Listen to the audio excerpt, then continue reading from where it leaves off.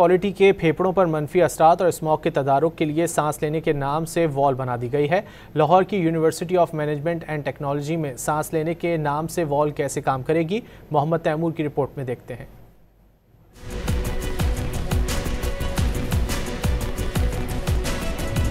सुर्ख रंग की डिजिटल वॉल पर शहर का मौजूदा और मजमूई फिजाई मयार को देखा जा सकता है। University of management and technology में होने वाली इस सरगर्मी का मकसद माहौलियाती आलूदगी से बचाव के लिए आगाही देना और पुरफिजा माहौल के लिए तलबा के किरदार को उजागर करना है।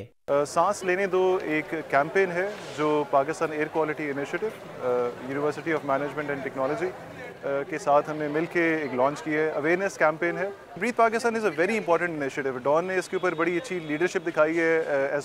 यानी आई थिंक द सही मानों में एक मीडिया हाउस जिसने लीडरशिप ली है इस फोरम के ऊपर, यानी trying to raise awareness not only on the climate change but also on air quality issues. तलबा की राय में फिजाई आलूदगी आइंदा नस्लों के लिए खतरे की घंटी है। फैक्ट्रियों और ट्रैफिक के धुएं और फसलों की बाकियात को जलाने से रोकना जरूरी है। बेसिकली तो सबसे पहले मास्क इस्तेमाल करना चाहिए, जो हम बिल्कुल भी नहीं करते, ठीक है। उसके अलावा ये जो हमारी व्हीकल्स वगैरह है इनको अच्छे तरीके से इनके इंजन वगैरह को करवाना चाहिए काम वगैरह।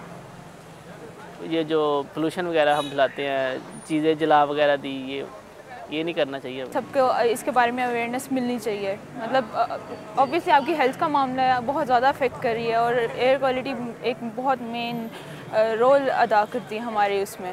हमारी जो एयर क्वालिटी इंडेक्स है वो किस हद तक ख़तरनाक है।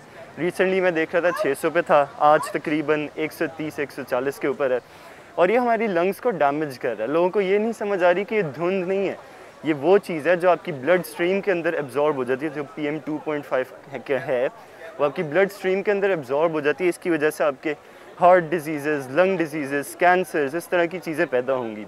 यूनिवर्सिटी इंतजामिया का कहना है कि तलबा का मौसर और फाल किरदार माहौल की बेहतरी के लिए कारगर साबित हो सकता है। कैमरामैन आरिफ रहमत के साथ मोहम्मद तैमूर, डॉन न्यूज़, लाहौर।